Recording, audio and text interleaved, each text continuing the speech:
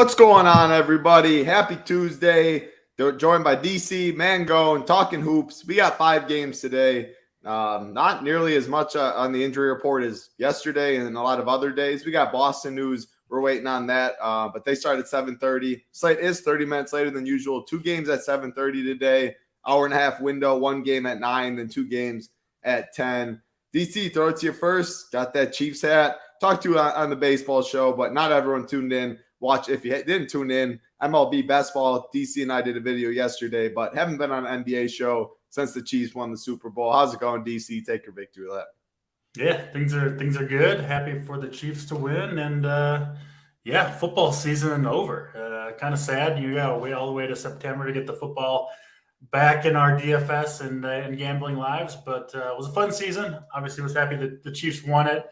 Maybe not in that very fashion at the end of the game. And we got 3 more days of NBA DFS before the worst week of the entire year. Nothing to gamble on for like 6 days over the NBA All-Star break. Baseball hasn't started up yet, and I don't know. We got to talk to our loved ones or play board games or some bullshit like that. It's going to be a rough week, but we'll pick some winners in the next couple of days to make up for it.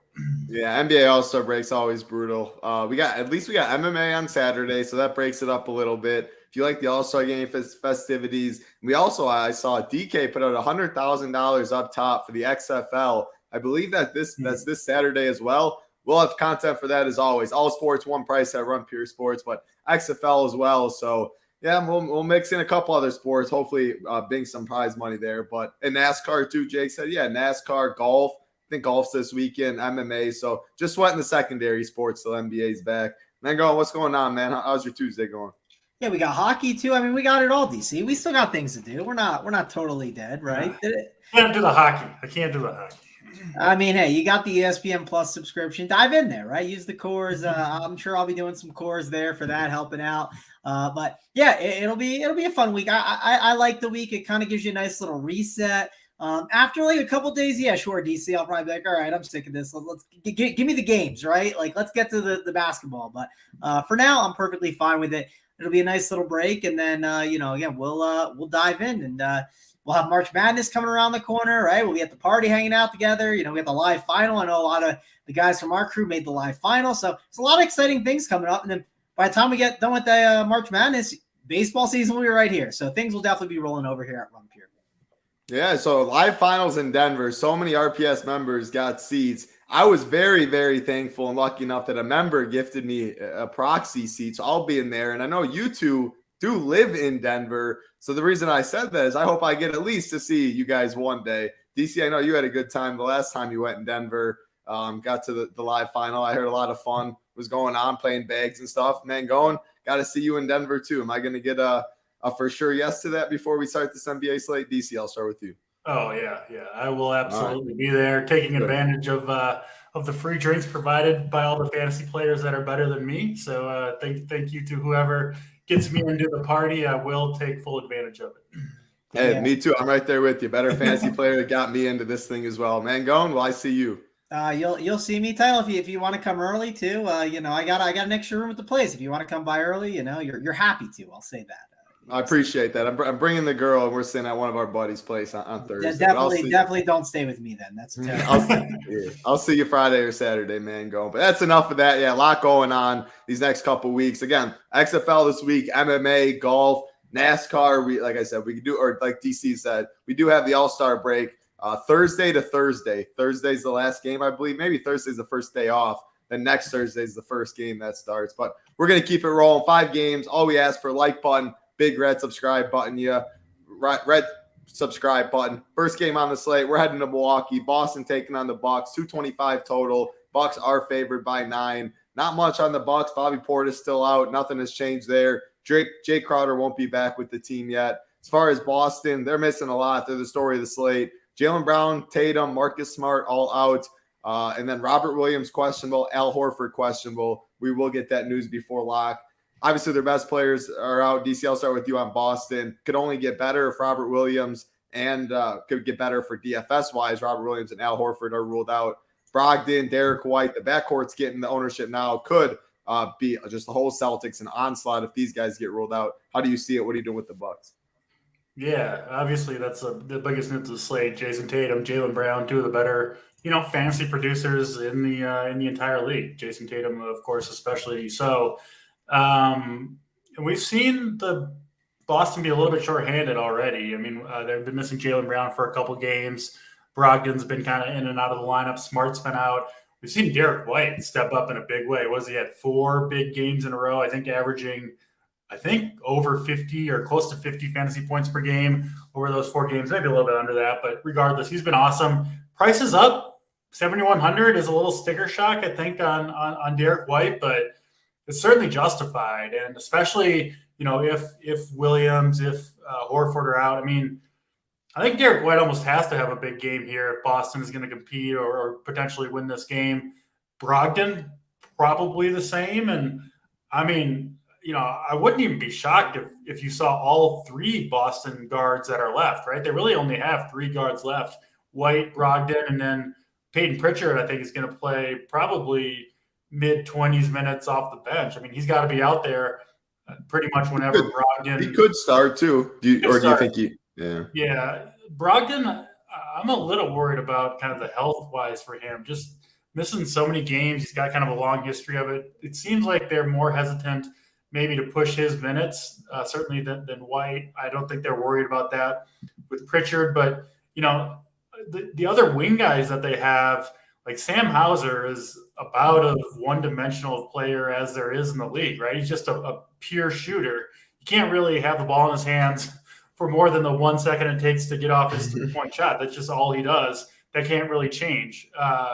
And so, I mean, same thing with Grant Williams, right? He's not doing any creating, any playmaking. He's a good defender, but offensively, it's transition and it's corner threes mostly for Grant Williams. So they just don't have a lot in terms of guys who can handle the ball. You're going to need those types of players against a Bucks defense that plays pretty well. Drew Holiday, an on-ball defender. You can't stick the ball in some of these people's hands and expect them to have any success whatsoever other than the 3 guards. So I do think those guys are going to have a huge role in this game.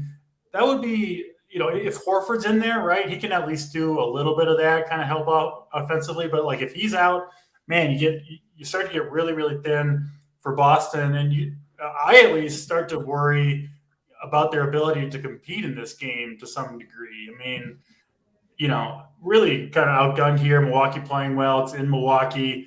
So yeah, I do think, depending of course on the Horford and Williams news, I would potentially have no problem playing White, Brogdon, Pritchard, Grant Williams all together.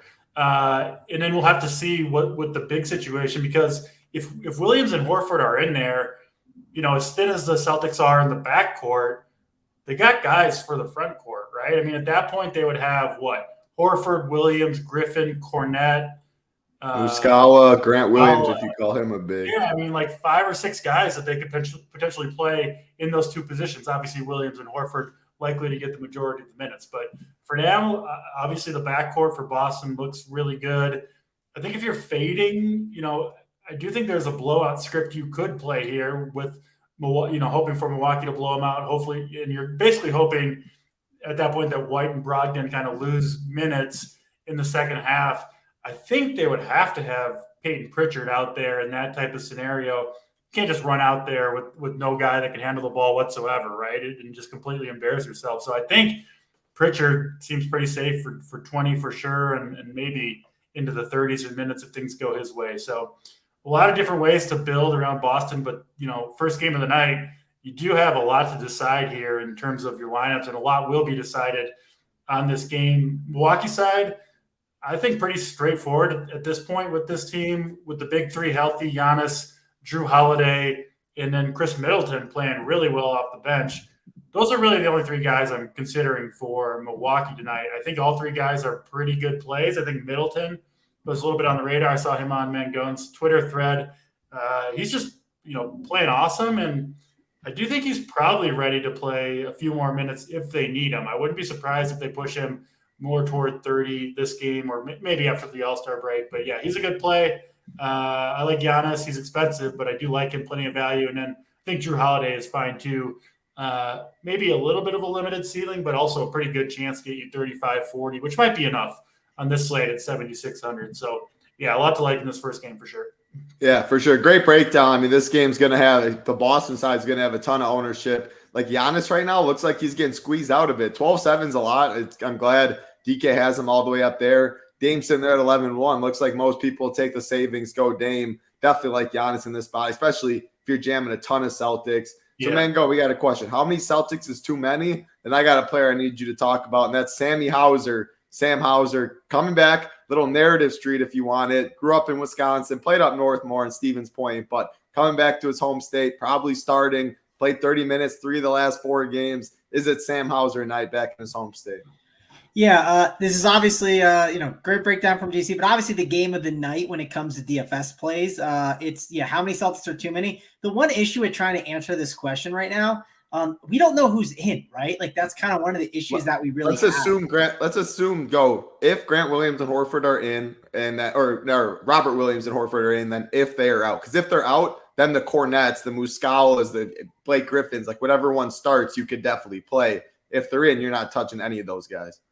Yeah, I mean, you're obviously not touching like the crappy guys, right? But like, it does make it difficult because I think like if you have Horford and Robert Williams, like they're actual like real NBA players, right? Like if you look at the Celtics starting 5, and that starting 5 consists of, let's say, Brogdon, Derek White, Grant Williams, Horford, and Robert Williams, like that's like a real starting 5. That's not a starting 5 that's gonna get blown out in this spot, right? Or shouldn't get blown out, right?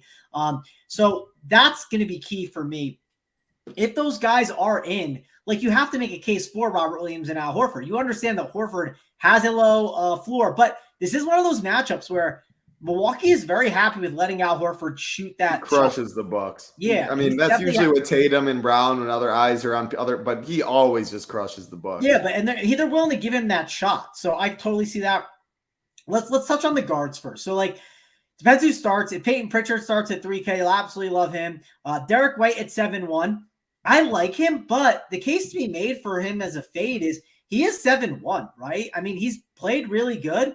And I think to DC's point, like he said with Drew Holiday, could Derek White like just put up like 40 and that's perfectly fine? Yeah, I know he's talking about Drew Holiday in that aspect, but that could be the case with Derek White. But he is pricier. I kind of want to play Brogdon over White, but if you tell me Brogdon's not starting, that could be concerning too, because they could do that with his usage off the bench.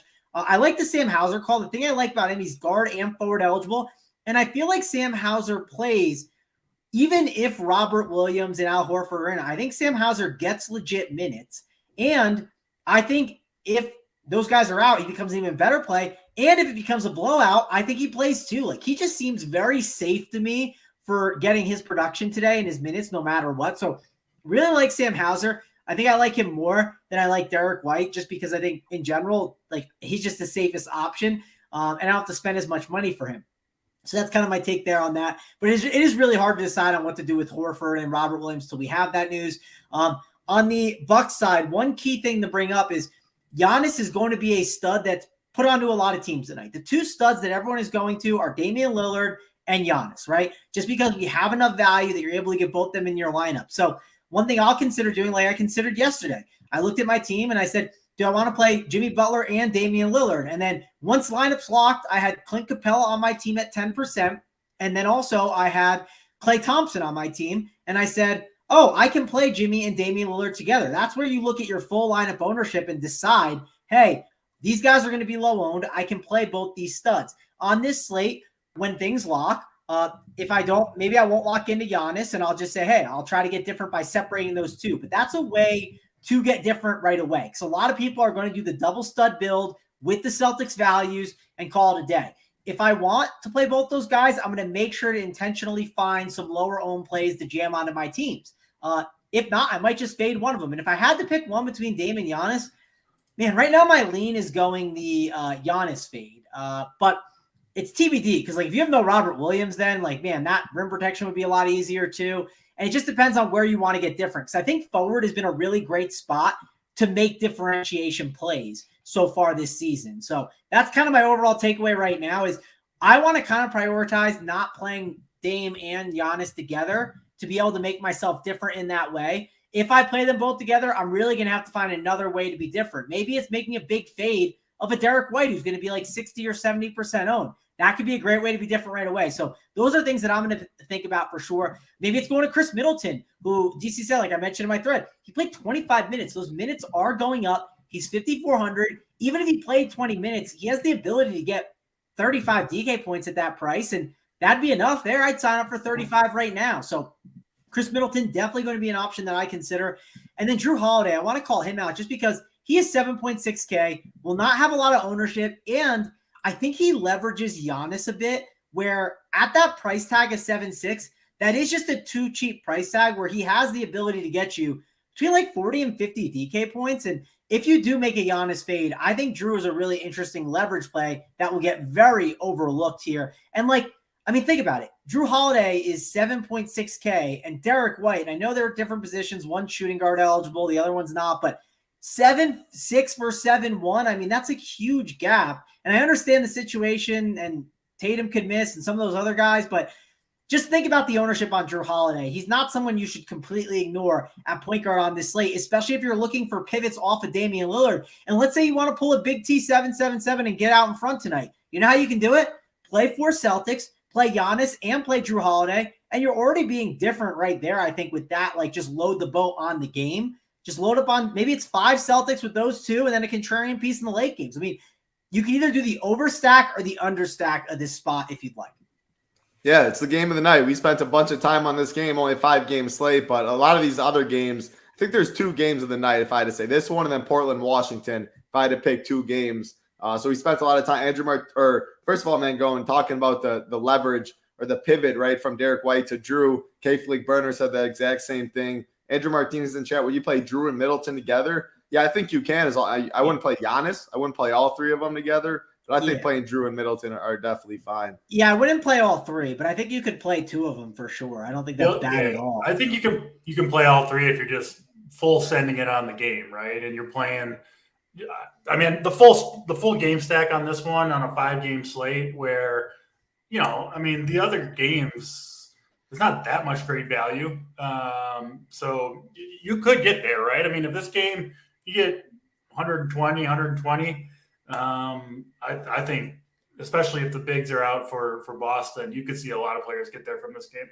There you go. DC says you can do all 3. Yeah, again, I think the best way to go about it is like the overstack is great. I think also trying to think about how many Celtics you're playing is good. And then, like I said, separating the 2 studs in Damian Lillard and Giannis. I don't know which way I'm going with it yet. I think some of like the news is dependent on it, but like just identifying that on this slate that's where everyone's going. How can we find ways to make our teams slightly different? That's what I'm trying to think through right now. Yeah. Last thing I'll say on this game, we'll get the starting lineup before lock, so it doesn't matter. But I'm expecting it to be Pritchard starting. It feels like they want Brogdon coming off the bench, monitoring his minutes a bit, and running the second unit. So if Pritchard Brogdon's still a good play. If he comes off the bench, I'm actually expecting it. But yeah. Also, one thing to think about too is like whatever the starting lineup is. Think about, hey, Brogdon could replace him as the closing guy. That could be like, if there's someone in the starting lineup that you think is I don't know what that noise is. I don't know if you guys can hear that. That is so loud. Yeah, we can hear that. That is so loud. But anyways. Whatever, Matt, go ahead. Yeah, I don't know what that was. It sounds the like aliens finally arrived. Yeah, the aliens are here or something. That was so loud. But anyways, Brogdon. Brogdon can replace whoever's in the starting lineup if he's not the starter. So, and Kevin's asking, what is exactly Big T 777? Yeah, that's true. We sometimes make jokes that they might be new and don't understand. He has no roster spots after 7 p.m. games. Yeah, so there's this guy. He just played the Wizards with Russell Westbrook. It came from literally the Wizards, and when Russell Westbrook was literally dropping it every single time. He just game stacked pretty much what it felt like. Well, the original joke is there's a guy on FanDuel who back in the day when Title was in high school, his name's Dexter 777. Yep. I believe Dexter has watched these shows before, but every single night, right? Like I remember in 2016, 2017, like FanDuel, you just pull it up and like literally Dexter's in first with just like the early games. Always stack the early games every single time. Like it was 7:30, 8 o'clock, 8:30, and then you'd see, oh, okay, well, is Dexter gonna fall? So that was like the running joke. And then it came to the Big T 777 because Big T started stacking up the early games and overstacking them for sure. I don't know if it's the best strategy. We haven't seen Dexter up top on the FanDuel leaderboards for a while. I know, but I will say I did see like there was a screenshot randomly like one time on like the RBS Twitter and the Discord, and it was him, and I was like, no way, this is crazy. Like it was so funny. There you go. So yeah, I mean, I didn't even know the Dexter story. I'm glad you asked, Kevin. I do know because it kept going. Big T kept jamming 7 p.m. games. That's why they kept saying it, but that's where the backstory comes from. We did talk Grant Williams definitely in play. And then last thing, if the game blows out, would you go a cheap guy from the Bucks? I think that's getting too cute, Andrew Martinez. Yeah. There's so many guys they can bring in garbage time and stuff like that. It's not like one guy is just going to get all the roles. So let's keep it moving though. Like button's hurtful. 630 watch and only 140 likes. Let's get 310 likes today. That's the number we need for the plays of the day. We'll keep it rolling, though. Most games won't take that long. Again, that was the game of the night. Next game, 7:30 p.m. Eastern, Orlando Magic, Toronto Raptors, 221.5 total. Toronto is favored by 7. On the Magic side, Cole Anthony is questionable. Jonathan Isaac is out. Going over to the Toronto side, OG is still out. Gary Trent questionable. Precious questionable. So some important news on the Raptors that we will get before lock. DC, throw it to you. Definitely don't think it's as good as the Boston-Milwaukee game. Two relatively healthy teams. The spot could get better for Toronto. So I guess talk if-then scenarios and talk about Orlando. Yeah, it could get better for both sides. So the Cole Anthony news, I think, is pretty big for Orlando. I think Markelle Fultz becomes a pretty interesting play if Anthony is out. And then Jalen Suggs, who I think a decent amount of people played him yesterday. I personally am not really a fan, but he would become interesting too at 3,700, coming off the dud, maybe some flop lag there.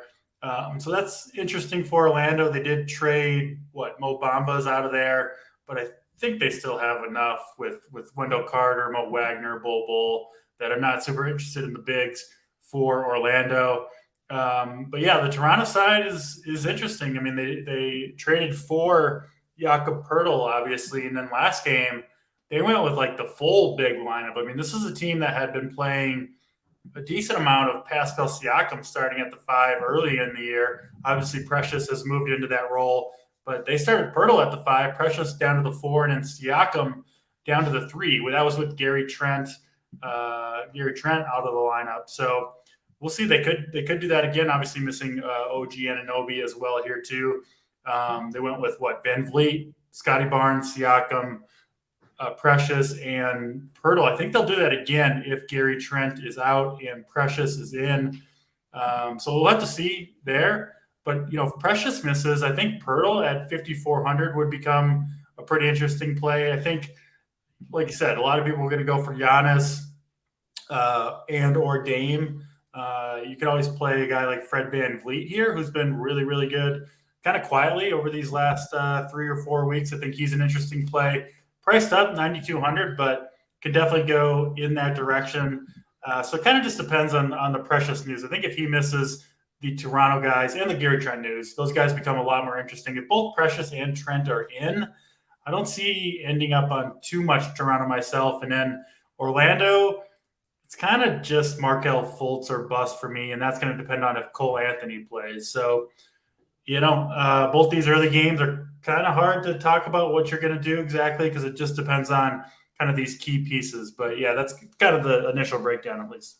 Yeah, no, good breakdown. The Up to Lock show, we'll get this news on the Up to Lock show. This game and then the Bucks game, both at 7:30. That's when the slate starts. So a lot of news will be – I mean, I'm not – after that piece of news hits, both these 7:30 games, I'm not really going to care about news. I'm going to play it. If something pops up, I'll adjust what I can. But I think that's all the news we're really waiting on. I definitely like the Fultz call, especially if Cole Anthony's out. 47 piece, 1 assist away, it looks like, from a triple-double, maybe 1 rebound, something like that. Then going, I guess talk about if-thens with Precious, with Gary Trent, with Cole Anthony. What does that do for you? If they're all in, what does this game look like? Break it down. Yeah, I do think the Cole Anthony news is really big. If Cole Anthony is out, I mean, that's going to be really good for some of these guards, right? I mean, Markelle Fultz, I think he get a really nice, upgrade here. Just good fantasy producer. Obviously, good spot for him. You could make a case for Banchero, right? A little bit more usage his way, I guess. Maybe he could help with Jalen Suggs if you want to take a gamble on a Jalen Suggs. The only problem with that is, again, guard is kind of deep today. So if you want to take that gamble, it's fine, but you just understand you might be fading a pretty good guard spot. I do think I like Fultz, though, the most of those two between Suggs and him. I think Wendell Carter Jr. is an interesting center differentiation play. Again, if you want to eat some of these chalk plays, well, you can make the argument that center is a good spot to maybe make a differentiation play. Maybe it's a Wendell Carter. Maybe it's like a Jakob Poeltl, depending on what happens with Precious Achiuwa. I think that status can matter. You do have some contrarian center spends today that could be intriguing. I know Pascal Siakam has played a little bit better, so he's a spend that you can end up going to. I think one debate people might make is a spend up center. Is it him or is it Sabonis? I could see that argument being made. Fred VanVleet at 9.2K, I think he's at. That's like a tough tag that I'm not dying to get to today. That's one thing I'm struggling with a bit. So I don't know if I'll end up getting there. And there's other spend up guards that I can get kind of take a chance on. But for me, it's really looking at, I think, Wendell Carter Jr., not the worst play at the center position in tournaments. I think Paolo Banchero, not a bad forward option just because forward's not great. Pretty much every slate, it's not great. So I think Banchero could be interesting to go to. I think Fultz could be a really good guard option that has a ton of upside at 5.4K. And on the Raptors side, I don't hate Pascal Siakam. I don't hate Pascal Siakam. I think that's like the main guy that I'm looking at. The rest of them, though, I don't know if I want to take the chance on unless these guys are ruled out. If you do have like a Precious out, I think Poeltl is another guy that I'll really start to like at 5.4K. Just seems like he'll gain some minutes and some opportunity. They're going to need his size against an Orlando team that loves to play big. You're on mute, Title.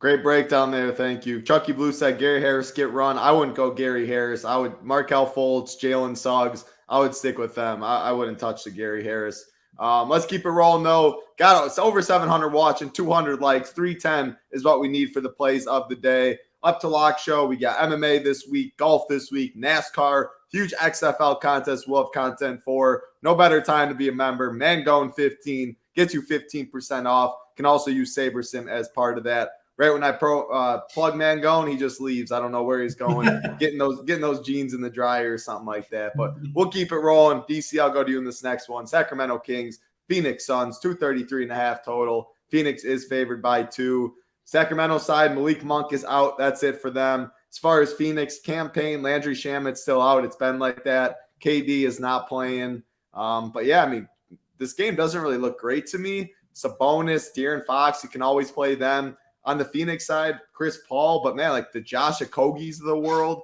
now that he's starting playing 30-plus minutes, Torrey Craig's. Phoenix is a little thin after they traded Bridges and them and don't have KD back. So I think Phoenix a little more interesting. What do you see in this game? Yeah, I think there are decent plays in this game. I do think Monk being out does matter. We saw kind of out of nowhere, Terrence Davis dropped, what do you have, a 40-point game in like 32 minutes, something crazy like that.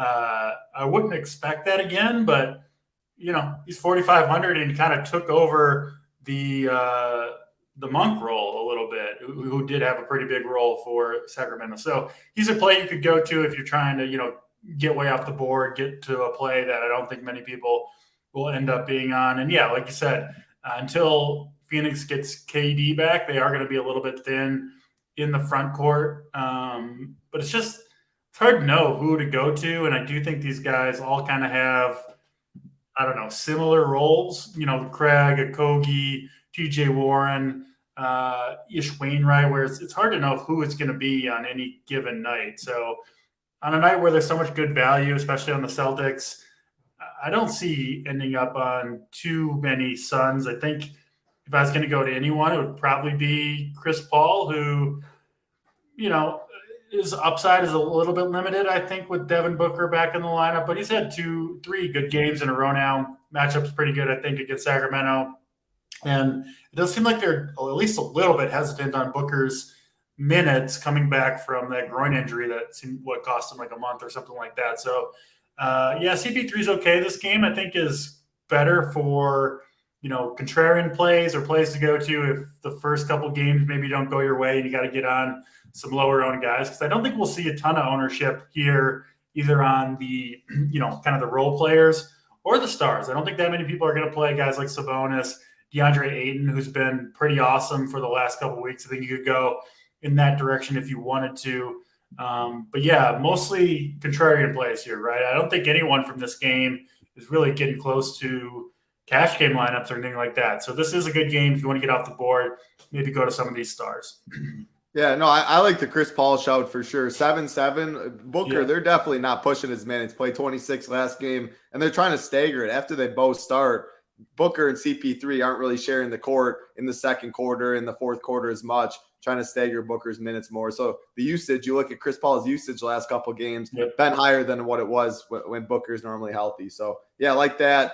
Can go Kogi, something to stay on. I put it up on the screen, but Baisley will be active tonight, so that could definitely cut into some of Kogi minutes. Good point there. Mango, go to you. I like one of Fox or Sabonis on this slate. I think Sabonis probably gets a little more ownership. I don't think Fox gets much. Think you can go there. What else do you see in this game? Yeah, this is definitely one of those games that's definitely not gaining a ton of ownership. And there's some good studs that you can take chances on, right? I talked about it before today. Center is not a bad spot to get a little bit different at times, right? And listen, I don't like playing DeAndre Ayton. The problem is Devin Booker's back, but he is going to be a contrarian guy that could get you that 40 to 50 point game.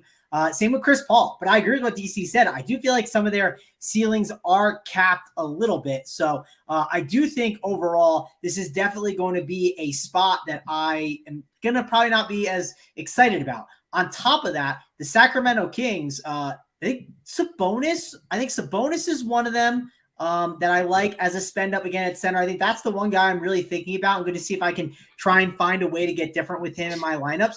It's either him or Fox. We know what Fox's upside could be, and especially if this game is competitive, De'Aaron Fox is the guy that absolutely can pop off in this spot. He gets that closeout run where he gets that 6 minutes where he's the guy and he gets the ball in his hands. And in that time, he could be at 35 DK points and then end at 55.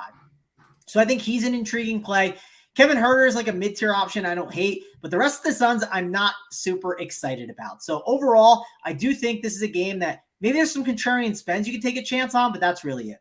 Yeah, great, good breakdown. I don't think this game, the ownership, there won't be too much ownership. One of the Kings spends, Chris Paul and Ayton if you want to go contrarian center, Kogi, somewhere cheap, Kevin Huerter, something like that, but probably max 2 in this game. Let's keep it rolling, though. The fourth game of the slate. What do you need? I think 65 more likes, 310 is what we need. 2 games left. Golden State Warriors, Los Angeles Clippers, 227.5 total. Clippers are favored by 8.5.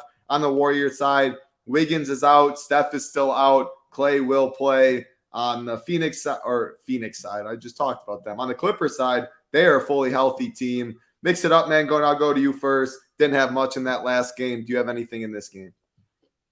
Yeah, I don't know which game because I was getting on someone in the chat saying I don't answer. Three a curveball. I thought I was going to DC. It's the Warriors Clippers game. Yeah, okay, Warriors Clippers. I was fighting a chat member. They said I wasn't answering their questions. I said last time you asked me a question was on my damn birthday, man, and I answered it. So there you go. You know me, I got the receipts. Always got the receipts. You were pulling up the receipts, and I was showing them. That's too good. I'm not surprised though. And never forgets. You got to remember that. If you slate him, you will remember. It's true. Yeah, you slayed me once, and it's here. Don't worry, I'm remembering it. I'm grinding. I remember a lot of different things. So, but the Golden State Washington game is definitely one that could be pretty interesting. We have the news kind of on these later games, right? Apparently Klay Thompson is going to play, right? And that was a spot where you might be I don't know if I should lock into Celtics because there could be later news, but we got the news that it sounds like he's going to play. One downside, Steve Kerr is not someone you can trust, right? I wouldn't be shocked if it just changed out of nowhere. It's Steve Kerr, just how it goes. But I think overall, we want to consider some of these options because both these teams, yes, they're on a second night of back-to-back, and you could say, oh, maybe they don't make as many shots, but sometimes the defense isn't as great, right? Tired legs, and you could get some easier buckets. And this could be an interesting spot for some Warriors. Some of the price tags have gone up, though. Draymond Green is at 6.6K.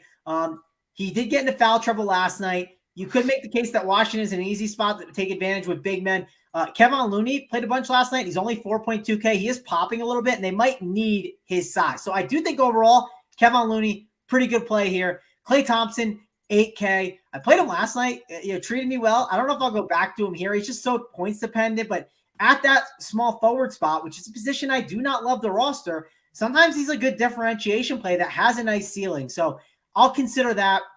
Jordan Poole, he was not that great last night, 7.8K, only got you 24.5. Seems like an interesting flop lag spot. I'm curious what his ownership will be because I think a lot of people could gravitate towards these Celtics guards, and it could bring his ownership down more for a 5-game slate. So that's another option that I'm considering here. On the Washington side, the one issue we have is Kyle Kuzma is back. He's out, right? He's back. DraftKings is wrong. That's not that got announced before. The out tag is wrong on DraftKings.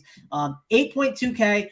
Doubt I'll play him. I doubt I'll play Porzingis at 9.9. The only reason you could make a case to play Porzingis at 9.9 is the matchup is great. But are we on the Golden State Clippers game? Yeah. Am I in the wrong game? What am I doing here? Well, you started thought with Golden Golden State was playing the Wizards. They are playing. Oh my dude! You know what happened? This is exactly what happened. No, I don't know. You were looking at the receipt. You had me so confused. I was like, okay, this is what happened, Title. I did the playback show last night, and I pulled it up, and I was like, why am I staring at a 2-game slate from last night? So I'm an idiot. My bad. I'm looking at the wrong thing. So how did you do this whole show looking at a 2-game slate, figuring that out? No, it's a long story. All right, keep going. Sorry, I like the Golden State options. I think they're good plays. They're ones that I want to consider. I'm completely rattled right now, but anyways, Clippers side, let's go to them. Kawhi Leonard, 9.5K. Obviously going to be a guy that you can spend on, but one of the problems is if you look at the construction today, like I mentioned, Giannis is going to be an option that everyone wants to spend on. Kawhi at 9.5K. Do you want to take a gamble on that? And what will his ownership be? I believe Kawhi's ownership will probably be below 10% for a pretty big slate. Paul George at 9.3. His ownership will probably be really low. My one issue with Paul George, I looked at his projection earlier today, and I wasn't looking at the wrong slate when I was looking earlier, at least. It was not great, right? And do you want to take the ownership discount on playing a guard or forward? I just don't think I really want to do that. And also, some of these other options, like we have now, Mason Plumlee is there. I don't know. Is he going to start? Are they going to randomly make Mason Plumlee the starter over him? What's this new situation going to be like? You're going to have to make a decision here of how to gamble on this spot. So are the Clippers worth a gamble? Do you want to mess with Ty Lue? Do you want to mess with Steve Kerr? That's the real decision that you have to make. I'll gamble with some Warriors, right? Maybe here or there, a Jordan Poole, a Klay Thompson, a Draymond Green. I'll take chances on those guys. Kevon Looney, I don't think he's a bad option today too because, they'll probably use his size because they got Zubac and they got Plumlee for a reason here. But this is not a super exciting game. It feels like one to maybe just get a piece of the Golden State side and then move on to the Wizards in Portland, who we'll talk about next. Yeah. No, Clippers, they're fully healthy. I think they're tough to get to. Draymond, Kevon Looney, they're going to need their size against Zubac, Plumlee. How do you see this game, DC? Yeah, I think the Clippers are the easiest team to fade on this slate. We've got priced up Paul George and Kawhi Leonard, obviously, so I'm not going to pay the mid-9K price tags for them. And then, the Clippers made some trades. Obviously, they added Mason Plumlee. For me, that takes Zubac out of play. I mean, that takes all the Covingtons, Batums of the world. I don't play those guys very often anyway, but definitely am not doing it now. Marcus Morris, same thing. And even at the guard position, they added – Bones Highland, and they added Eric Gordon. Norman Powell's healthy. So, this is a team that's been kind of thin for a lot of the year, but all of a sudden, they've got – even Brandon Boston's been playing some pretty big minutes. So, I think obviously Kawhi and Paul George are going to get their minutes, but they're surrounded by a little bit higher usage guys, and we just don't know where the minutes are going to go, really outside of obviously George and Kawhi getting theirs, but those guys – are just priced up a little bit too high for me. So I'm off the Clippers completely today, obviously, unless we get some unexpected news. I do think the Warriors side is a little bit more interesting. I do think you can go to a Jordan Poole here. Missing Andrew Wiggins, obviously Steph Curry out. They are a little bit thin in the backcourt. So like a pivot you could make potentially Ty Jerome. I think he's pretty much locked into his 18-plus minutes, I believe. And he's been pretty good, He's getting you almost 20 fantasy points a night. I think he's a pretty good direct pivot from a guy like Peyton Pritchard, who is if he's in the starting lineup, Pritchard's probably getting what? Definitely a lot more ownership. Yeah. A lot more ownership to Ty Jerome when potentially their role is not all that different. So you could make that pivot if you wanted to. You see, couldn't you argue that he could get the closeout run too, right? Like sometimes what the Warriors do, especially when they're missing some bodies, like their guy that like starts in the game won't be the guy who closes, right? Like they'll sometimes put a spot starter in there, and then whoever's playing best, which we've seen that with Ty Jerome. I remember when I was in Florida, it was around like Christmas time. There was a game where Ty Jerome just completely nuked and got the closeout run because of it. So if you really get like a spot starter in there, there's a chance that Ty Jerome grabs those minutes if he's playing hot.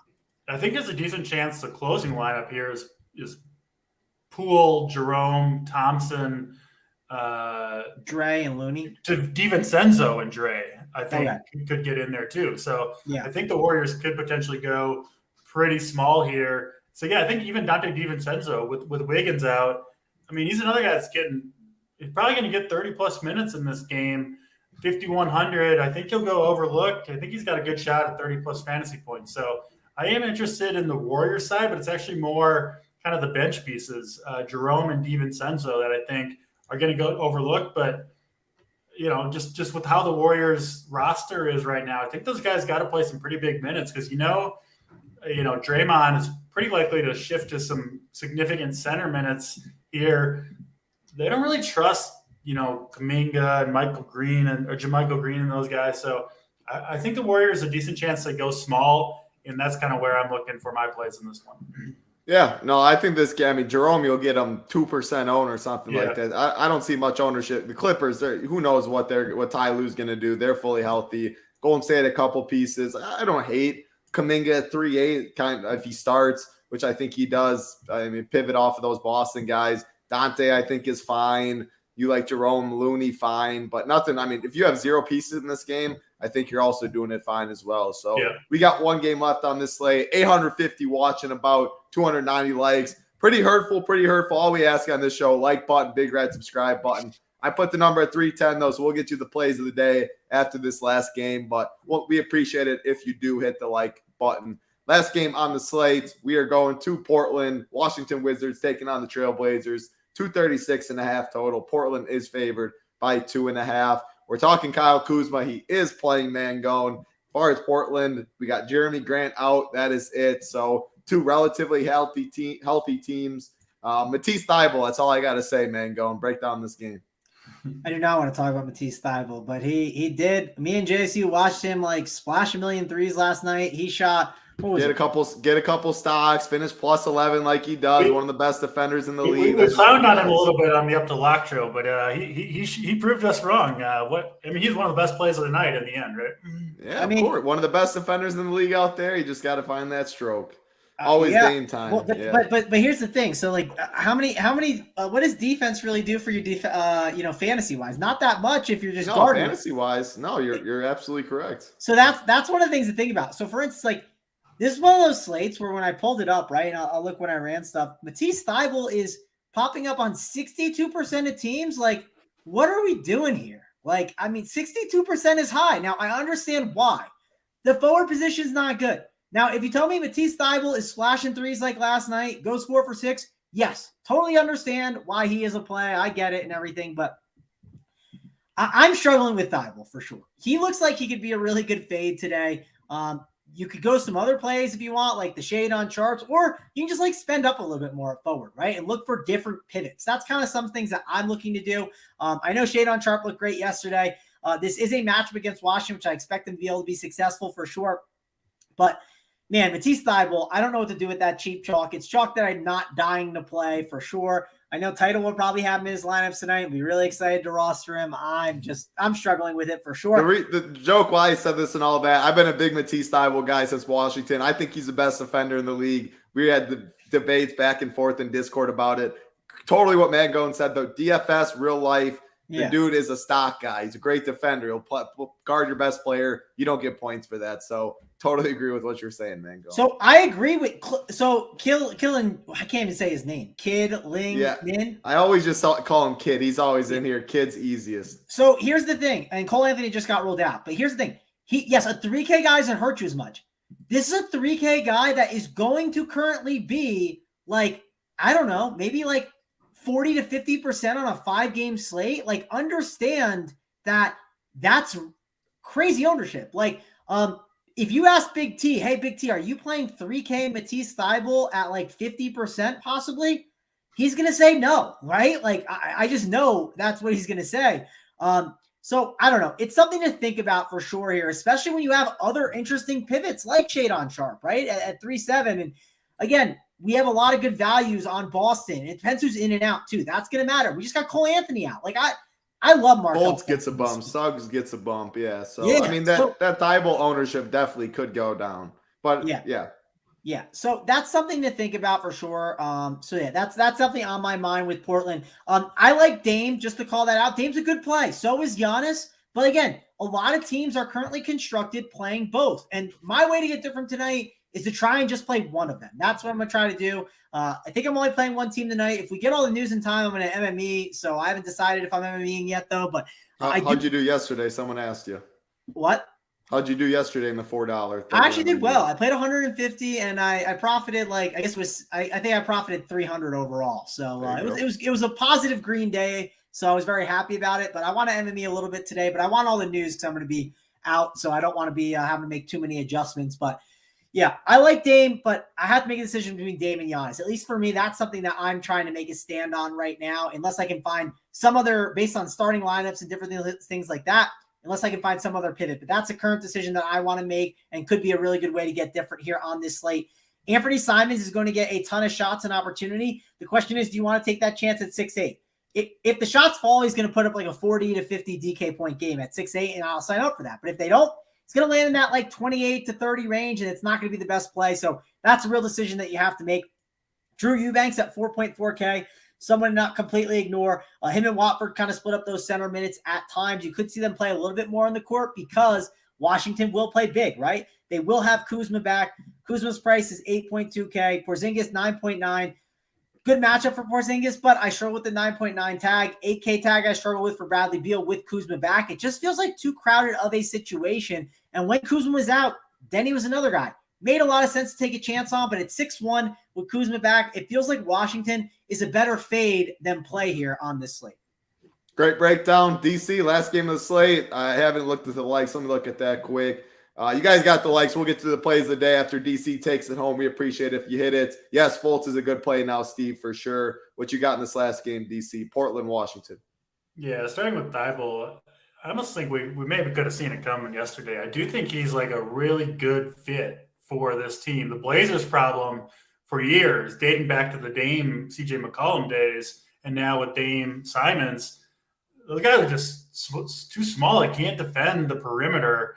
You know, you put Thybulle out there, and that's like, you think he's the best perimeter defender in the league. Whatever it is, he's fantastic defensively. And, I mean, the Wizards have two guys that they could put Thybulle on, right? Two clear guys, Kyle Kuzma, Bradley Beal. So I do think there's reason for them. I think he'll start again. And, if he's making some shots, playing good defense, I think there's a chance he could play. I wouldn't be shocked to see him play even more minutes than he played yesterday, just because the Wizards have two clear guys that he would be their best option on by far. They traded for him. They might just want him to try and. I mean, that's what I wanted. I wanted the Bucks to get. I want any good team to get a guy like him. Yeah, Portland's not lacking for scoring, right? They've got Dame and Simons who are chuckers, and even Sharp off the bench is like another guy that's pretty much just a little bit lesser version of those two guys. The one thing they don't have right now, especially with the guy that doesn't need to shoot it, a guy that will give it. Yeah, exactly. So just fit wise, I think it's a great fit overall, and especially with Grant out, makes sense for Thybulle to maybe get big minutes. I do have trouble stomaching that 50% ownership, and I don't know if it's going to go down even with the Orlando news, because now those guard spots become even more precious, right? People want to play White, they want to play Brogdon, they want to play Pritchard. They want to play Markelle Fultz. They want to play Dame. And so, I think that small forward spot, people are going to, or the forward spot, people are going to look to slide the Stone Min. And it's different when it's exactly 3K. People look at that and they're like, oh yeah, this can't miss. So I do think he'll be heavily owned, but I do think for good reason. I think he's a good play tonight, regardless. I'm probably not going too many. Like the Portland, it's still not clear where the minutes are going to shake out long term. Reddish, Nasir Little's there, obviously, Keon Johnson, those guys. I do think Sharp is an interesting play off the bench, can obviously come in and get hot. He's had 3 pretty good games in a row. So you could go in that direction, another kind of a direct pivot off of Peyton Pritchard if you want to get off the chalk a little bit that way. So he's interesting. I'm planning only to play 1 or 2 lineups. If I play 2, I'll probably put Thibault in one and not the other and just kind of match the field that way. But yeah, I do think, Portland, obviously an interesting team, and we'll be interested to see how they develop. Probably not going to go to much of Washington with Beal, Porzingis, and Kuzma all healthy. Avdia's price has come up 6,100, where I'm not super interested there. So more of the Portland side for me.